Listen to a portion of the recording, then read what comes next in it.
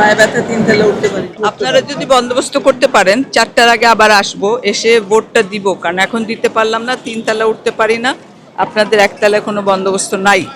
এত দূর আসলাম, কিন্তু ভোটটা আমার একটা মূল্যবান জিনিস, সেটা যদি আমি ব্যবহার না করতে পারলাম, দুঃখিত হলাম। কোনো ফ্যাসিলিটি নাই যে যারা বৃদ্ধ বা যারা নড়তে পারছেন না বা যারা সিঁড়ি উঠতে পারছেন না ওনাদের জন্য কোনো ফ্যাসিলিটি নাই এখানে। একটা হুইল চেয়ারের র্যাম্প পর্যন্ত নাই। লিফট না থাকুক, একটা র্যাম্প তো থাকবে বা কেউ থাকবে যে আমাদেরকে সাহায্য করে উপরে নিয়ে যাবে আমার আম্মাকে। 3তলা পর্যন্ত পাঠানো বৃদ্ধ মহিলাদেরকে, এটা তো ঠিক হলো না, তাই না? অনেকেরই তো অসুবিধা থাকতে পারে। বনানী বিদ্যানিকেতনে আমাদের 1তলায় অনেকগুলো রুম আছে যেগুলো বন্ধ, কিন্তু মহিলাদের পাঠানো হচ্ছে 3তলা পর্যন্ত।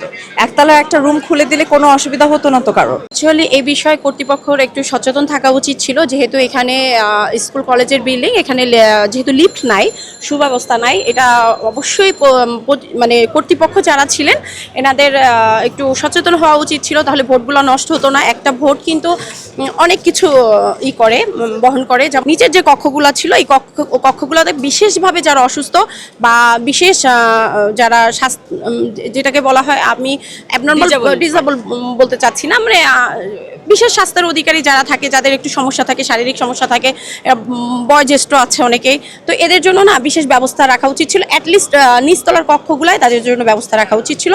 তাহলে মনে হয় ভোটগুলা, যেহেতু ভোট না দিয়ে অনেকে চলে যাচ্ছে, ভোটগুলা সেভ হতো এবং সেটা যার পক্ষেই যেত সেটা অবশ্যই জাতির জন্য বা দেশ গঠনের জন্য ভূমিকা রাখতো। যে প্রবলেমটা বললো যে যারা একটু সিক ছিল বা যাদের আসলে সিঁড়িতে উঠতে পারছে, তাদেরকে একটু নিচে একটু সুবিধা দিলে ভালো হতো।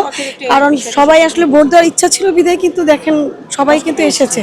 অনেককে দেখলাম অনেক অসুস্থ, অনেক সিক, অনেক বয়স্ক, তারাও কিন্তু এসছে, তাদের ইচ্ছা ছিল বিধায় তো তারা আসছে। তারা এত দূর অবধি চলে এসেছে, কারণ আমরা যদি সিকিউর ফিল না করি, আমরা যদি সেই কমফোর্ট ফিলটা যদি আমাদের সোসাইটিতে ফিল না করতাম, তাহলে কিন্তু তারা ঘর থেকে বেরোতো না।